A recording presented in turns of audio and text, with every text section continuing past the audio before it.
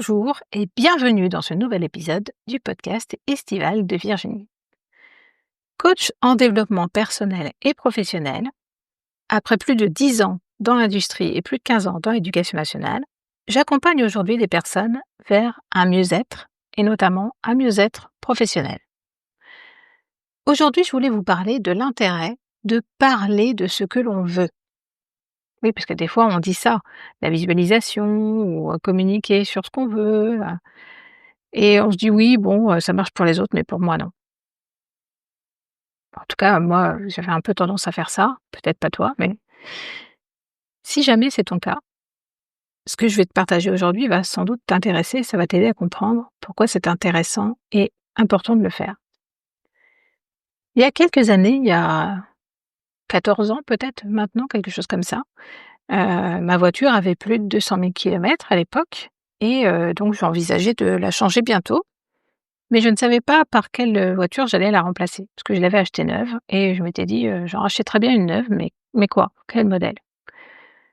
Et en fait, j'en ai parlé à mon beau-frère, parce que je lui disais: «Bah oui, en fait, ce qui me fatigue, c'est que j'ai pas eu de problème avec ma voiture, mais je n'arrête pas d'entendre des gens qui ont des problèmes avec les leurs, parce qu'aujourd'hui, les voitures ont beaucoup d'électronique et que c'est souvent un problème de, voilà, de commande qui lâche, heu, n'importe quel composant qui tombe en panne à un moment ou à un autre et qui fait que la voiture, ne peut même plus des fois démarrer.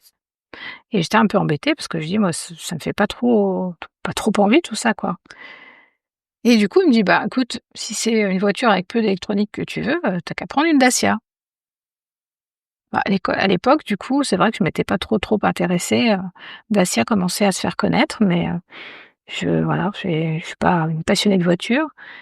Et du coup, j'ai regardé du côté de Dacia ce qui se faisait et j'ai trouvé exactement ce qu'il me fallait, effectivement.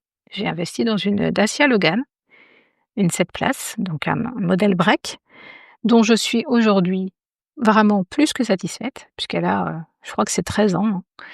Elle a plus de 300 000 kilomètres au compteur et les seules pannes que j'ai eues, c'est un commodo, un démarreur et je vais trouver le mot, un Neumann.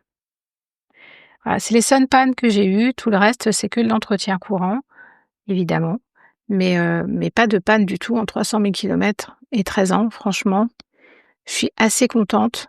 Non, je suis très contente, en fait, de ma voiture, franchement. Et c'est vrai qu'une 7 places en break, c'est quand même super sympa. On a pu faire beaucoup de choses avec, notamment notre fameux voyage en vélo, quand on a fait la Loire à vélo, où on avait les 2 mamies qui nous accompagnaient, en fait, en voiture balai avec, tout ce qu'il fallait dans le coffre, pour faire des pique-niques, le matériel de tente, de camping et cetera. Ce qui nous évitait de tout transporter et ça nous a beaucoup soulagés. Ça nous a permis de faire, 15 jours vraiment super sympas. En plus, en se retrouvant avec elles, tous les jours pour les visites et pour les soirées camping. Donc c'est, vraiment un très bel investissement.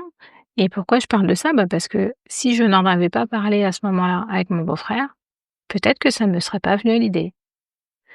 Donc c'est dans ce sens-là qu'on dit, en fait, quand on a un projet, quand on a envie de quelque chose, même si ça n'est pas complètement défini, c'est bien d'en parler. Parce que tout simplement, on va avoir le retour d'autres personnes qui ont d'autres avis, d'autres connaissances, d'autres, façons de voir les choses et qui vont pouvoir nous inspirer, à défaut de nous donner les réponses. Et c'est exactement ce que je propose quand je te dis que tu peux prendre rendez-vous pour échanger sur tes projets. Peut-être qu'aujourd'hui tu te dis: «Bah, c'est pas encore le moment parce que mon projet n'est pas bien défini». Et alors, rien ne t'empêche d'avoir un avis extérieur justement pour pouvoir mieux définir ton projet ou pour t'aider à trouver une solution à laquelle tu n'as pas pensé. Et c'est pas forcément moi qui vais te le dire, hein, c'est peut-être toi qui vas tout simplement y penser en échangeant avec moi, parce que c'est aussi comme ça que ça se passe quand on échange avec quelqu'un. En fait, on dit les choses et le simple fait que la personne s'intéresse à ce qu'on dit, elle va nous poser des questions et du coup, on va se dire: «Ah mais oui, c'est vrai, j'avais pas pensé à ça» et des fois, ça suffit. Donc voilà, moi, c'est tout simplement ce que je propose, sans aucune, obligation évidemment, mais Franchement, je ne vois pas pourquoi tu hésiterais. Si tu as un projet et que pour l'instant ça n'avance pas, autorise-toi. Et je ne suis pas la seule à proposer ce genre d'appel. Donc, fais-toi plaisir. Prends plusieurs appels avec plusieurs personnes. Teste différentes approches. Avance sur ton projet.